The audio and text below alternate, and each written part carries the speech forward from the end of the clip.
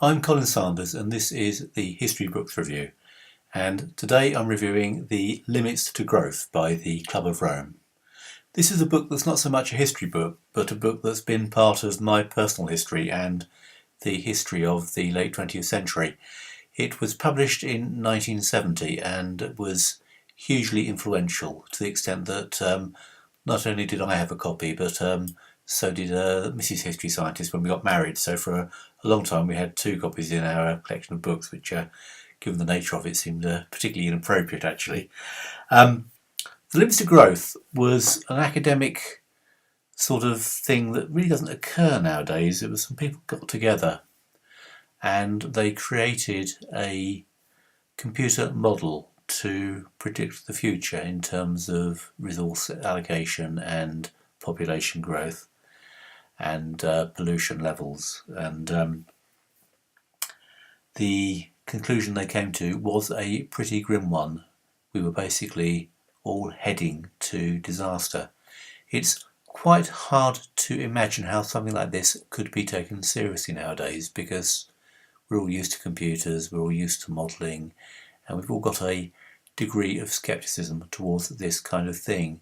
But back then, just saying computer generated just seemed to give it an air of sort of credibility. The approach was gone into in great detail in the book. There's a wealth of mathematical detail. They have graphs, they have detailed explanations. They go into a lot of things, how much energy everyone uses each, that sort of thing. And it's quite impressive. Normally, if I was picking up an old book like this, which I haven't read for years, I'd reread it before reviewing it, but I didn't really need to because it sort of has been stuck in my mind so clearly. And also, it's not really the kind of stuff that anybody would read anymore. We don't find this kind of thing remotely impressive any longer. The heart of it was a thing they called the world model, which was a huge and very detailed sort of computer generated mathematical model, and it was on this basis that they predicted doom and gloom to come if we didn't change our ways.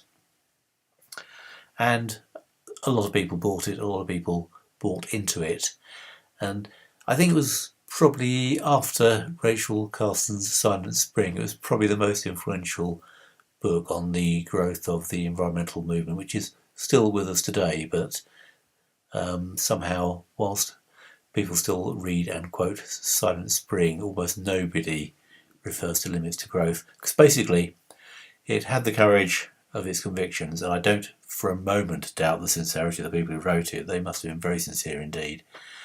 But it made very specific predictions about the future. We're now in that future, and those predictions are not remotely accurate. The reason I picked it up was we're in a sort of interesting point in time.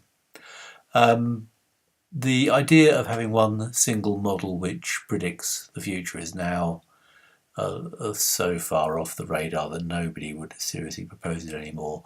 But we do have the climate change models of various pedigrees, which are used by politicians and policymakers and indeed journalists and sort of general academics as a sort of framework for predicting the effect of our activities in putting carbon dioxide into the atmosphere.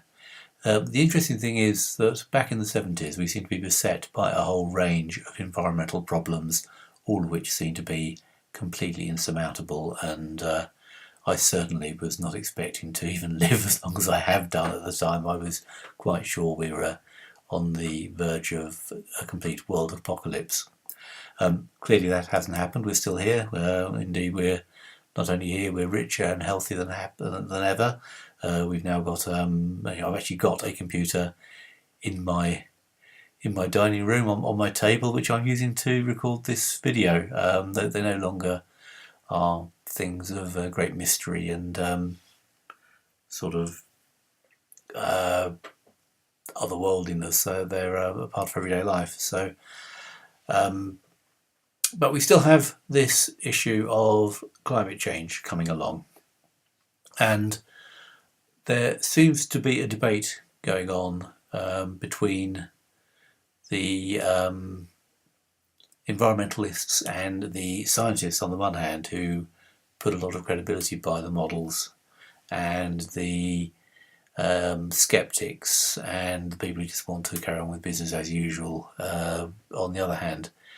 And the credibility of climate change models is something which is a very live issue.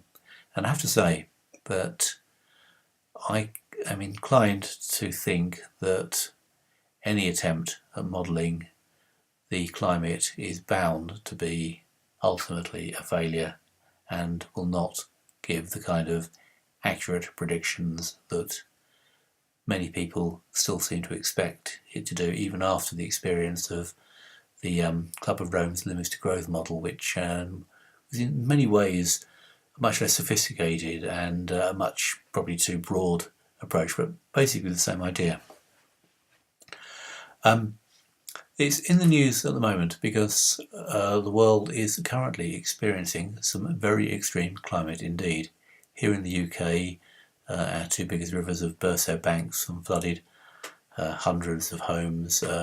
We've had torrential rainpour, which has broken all the records that we've got going back centuries, and we've had 6 months worth of rain in 6 weeks. In America, half of America is in the grip of a huge polar ice storm. My American partner, who I work with, is anticipating 12 to 18 inches of snow this weekend, whilst at the same time, on the other side of America, California is experiencing an unprecedented drought. In Australia, where it's the height of summer at the moment, they are again experiencing drought, high temperatures, and in danger of great forest fires. In Argentina, there's some record droughts, so with all the other extreme climatic events going on, it's not getting much publicity. And even in Japan, extremely heavy snowfall has brought Tokyo to a halt. So we're looking at really the kind of things that one might think that the climate change models are predicting. But in fact, when you look at the details of the models, they weren't saying anything was going to happen for some time to come. So basically, the predictions are not proving to be very useful if they're decades out in what they're predicting. And it looks like, in a sense, the climate skeptics are right and the environmentalists and the scientists are wrong. The models don't work very well, but if anything, what's happening is that the models are failing to show just how bad the situation with climate change is. Because one of the things everyone focuses on is things like the degree of temperature rise and how long it's going to take, whether we can accommodate that kind of thing, what kind of effects changes in the overall pattern of temperature would have on agriculture and wildlife and human life, and etc., etc. But the reality is that what's happening is we're getting an increased variability in the climate, and that's the thing that is proving to be the killer. And that's happening much sooner than any of the models were going to tell us. To be fair, I think it is one of the predictions of the models, but it's they certainly weren't saying it was going to be happening now, which is when it is happening. But I don't think that I want to sneer at, despise, or even prevent future work on models, because I think they are useful. Although the Club of Rome's model was hopelessly wrong in just about every detail and in its overall general picture of how things are going to happen, in some ways that way of looking at the world that the model grew out of was right. We do have to have some concern for resources, though it turns out that shortage of resources is nowhere near the problem we thought it would be. We do need to give some thought to population growth as well, though again it turns out that if you make people rich enough, the population problem begins to go away, and in fact, if anything, we might end up having actually a world population shortage at some point in the future if you look far enough ahead.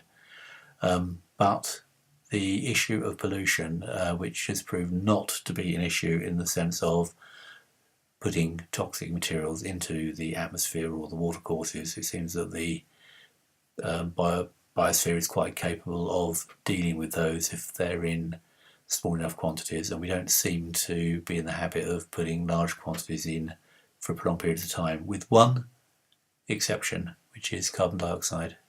Carbon dioxide seems to have made up for all the other environmental problems turning out to be something of damn squibs by proving to be one which is difficult, intractable, and possibly deadly. At the moment, we don't know.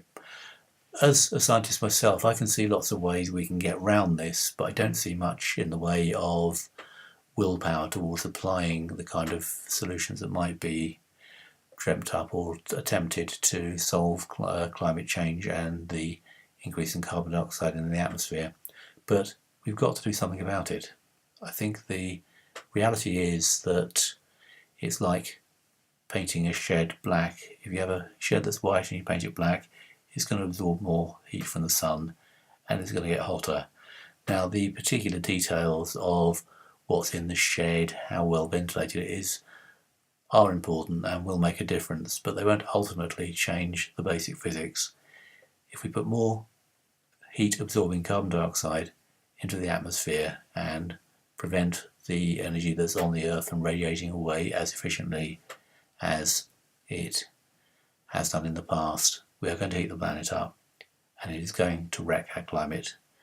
And the fact that the climate change models are probably going to be a completely rubbish way of analysing that doesn't alter the fact that they're telling us something important and we need to take notice of it. So I would just like to say that even though it's a book I haven't read for years and which is basically wrong in general and spectacularly wrong in detail, this is still a book that is very, very valuable and has made a big difference to the history, and I'm glad it's been written. Thanks for listening.